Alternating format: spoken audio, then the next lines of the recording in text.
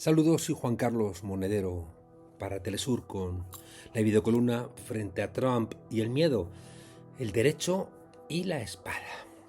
En un homenaje que le hicieron en la ciudad de Potosí al Libertador, a Simón Bolívar, la música, que era uno de sus gustos favoritos, llenaba la sala de baile. Todos los generales bailaban, igual que el Libertador, todos salvo uno, el general Silva, que había pedido bailar a varias señoritas presentes y todas le habían rechazado.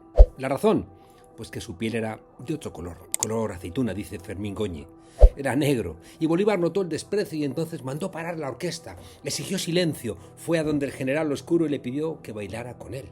El general, obediente y perplejo, asintió. Entonces Bolívar le agarró por el talle y ordenó a la orquesta que tocara un vals.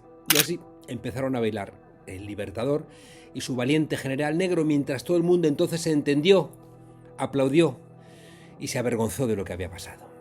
El miedo y el desprecio paralizan. La valentía y el reconocimiento rompen todas las barreras. Los usos y costumbres insistían en la esclavitud.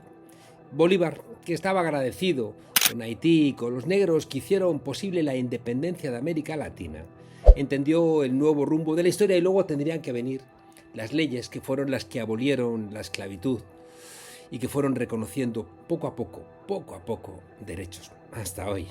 Como toda acción genera una reacción, los blancos de los territorios colonizados nunca han tolerado, en los últimos 3 siglos, que los negros y los pueblos originarios tengan los mismos derechos que ellos, del Ku Klux Klan, pues a los actuales. Donald Trump no se entiende sin la oposición de los blancos protestantes norteamericanos a que un negro de clase media como Obama, no un trabajador, sino de clase media acomodado, fuera el presidente de los Estados Unidos. Igual que nunca toleraron que fuera el zapoteco mexicano Benito Juárez, el quechua boliviano peruano Andrés de Santa Cruz, el pijao colombiano José María Melo y Ortiz, el aymara boliviano Evo Morales, el quechua peruano Pedro Castillo, y ni siquiera han tolerado a un tabasqueño mestizo como Andrés Manuel López Obrador. Cuenta el historiador inglés Harold Berman en su libro La ley y la revolución cómo se formó la tradición jurídica occidental, muy importante. Ese respeto a la ley propio de nuestras sociedades y que es un avance evolutivo, se fraguó de manera revolucionaria a partir del cambio radical y limitador del poder y por tanto revolucionario que impuso el papado entre los siglos XI y XII, hace ya 1000 años. Fue la llamada Reforma Gregoriana impulsada por Gregorio VII, su papado fue entre el 1073 y el 1085, y luego un poco después el Decreto de Graciano del año 1140, que es la primera gran síntesis jurídica racional del mundo occidental. ¿Y qué hizo? Pues rompió el orden feudal y estableció la autonomía del derecho frente al poder político. Esa reforma fue muy importante, pues afirmaba la autonomía y la supremacía del orden jurídico de la Iglesia frente a los poderes laicos, especialmente frente al poder político, al emperador y los señores feudales. Al quitarle al poder político, es decir, al emperador y a estos señores feudales, la capacidad de nombrar a los obispos y a los abades, pues se trató de la primera limitación del poder. Es una idea moderna que se ha mantenido hasta hoy, por eso la división de poderes está establecida en todos nuestros textos constitucionales y también en el derecho internacional. También estableció la separación entre autoridad espiritual y autoridad temporal y la idea de que el derecho es un sistema coherente, racional y normativo, es decir, que debe cumplirse por todo el mundo porque tiene un valor intrínseco. Sustituía a las costumbres por el derecho, despersonalizaba el poder, lo separaba de la figura del rey o del poderoso. La ley era para todo el mundo y con unas reglas propias para todos. Si hay un libro de leyes, pues no puede funcionar el capricho de una persona, por mucho poder que posea, o al menos eso es lo que decía. El derecho canónico es el primer sistema jurídico moderno de Occidente, porque estaba codificado, es decir, estaba escrito y ordenado. Era interpretado no por cualquiera, sino por juristas profesionales que tenían que estudiar para conocerlo. De ahí surge en 1088 la Universidad de Bolonia, en Italia, aunque hay una antes, fundada por mujeres en Túnez. Y era aplicado por tribunales especializados que debían tener también un título y el reconocimiento de la sociedad y del poder político. Aquella reforma introdujo conceptos esenciales que hoy forman parte de nuestras constituciones. Por ejemplo, la idea de jurisdicción, es decir, el ámbito en donde tienen que operar las leyes y los jueces, el procedimiento que debe cumplirse, que no se puede inventar, sino que hay que seguir las normas, la posibilidad de la apelación, es decir, el derecho a impugnar una resolución judicial ante un órgano superior, solicitando que se revise total o parcialmente lo decidido. También la legislación sistemática, la supremacía de la norma sobre el gobernante, y desde ahí surgió el pluralismo jurídico, que implicaba pues diferentes formas de derecho, el canónico, el derecho real, el feudal, el urbano o, muy importante, el derecho mercantil. Todos los derechos incluidos en las constituciones occidentales nacen de revoluciones, es decir, de procesos políticos y sociales que disputaron por la fuerza esos derechos a los reyes, a los emperadores, a las oligarquías, a las élites o a los propietarios. A la revolución papal le seguirían siglos después la revolución inglesa, la americana, la francesa, que impulsaron los derechos civiles, las revoluciones que protagonizó una incipiente clase obrera, artesanos y pequeños burgueses en el siglo XIX, para conseguir derechos políticos.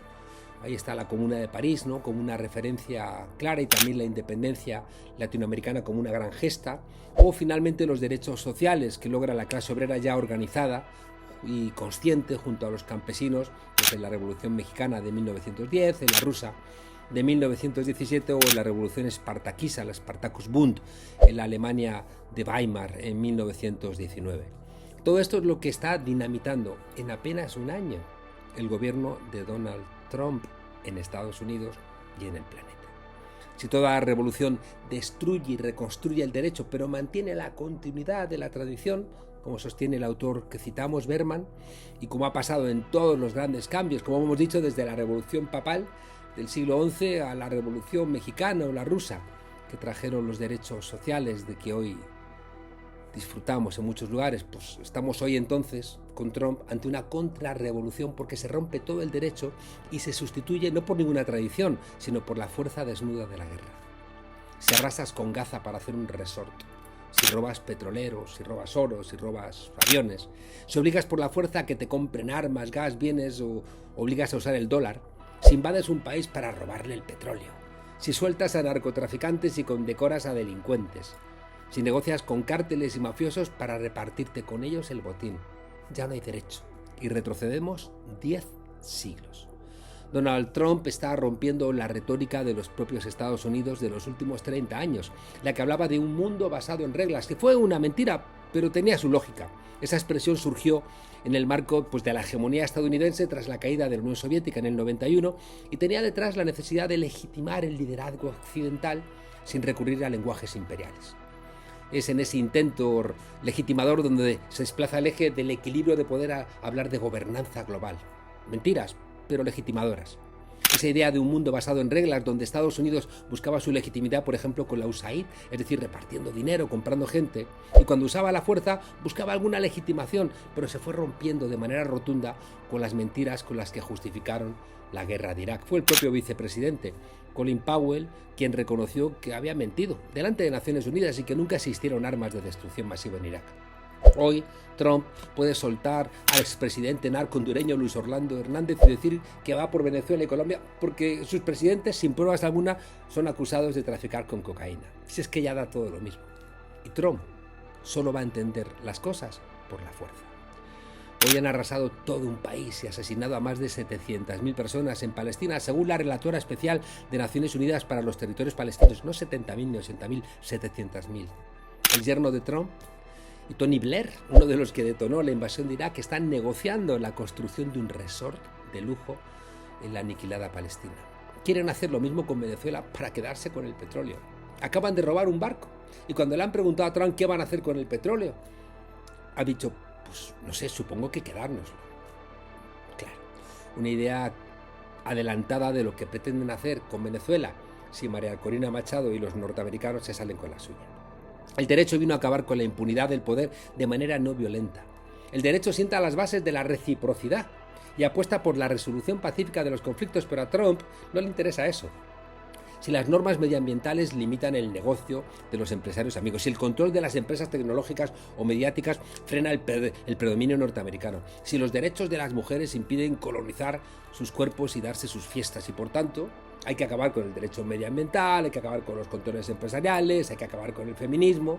De la misma manera, hay que acabar con el derecho internacional que impide el capitalismo por desposesión, como decía Harvey. Es decir, que impide recuperar los orígenes del capitalismo norteamericano, que ¿cómo nació? Pues nació robándole el territorio a los indios, sustituyendo en la colonización a franceses. Recordemos que se apropió de Luisiana, un espacio que incluía total y parcialmente ni más ni menos que Luisiana, Arkansas, Missouri, Iowa, Oklahoma, Kansas, Nebraska, Dakota del Norte y del Sur y partes de Minnesota, de Nuevo México, Texas, Montana, Wyoming y Colorado.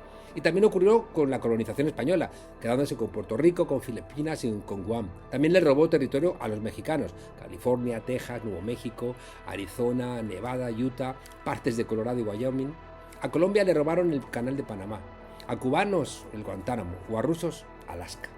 Estados Unidos sabe que ha perdido la guerra tecnológica, comercial y militar con China y quiere hacer valer la fuerza, sustituir el derecho y ofrecer a quien quiera compartirlo el reparto del botín mundial, siempre que para ellos le dejen a toda América Latina. Lo dice su último documento de doctrina de seguridad nacional. Decía Hobbes que la ley sin la espada no sirve.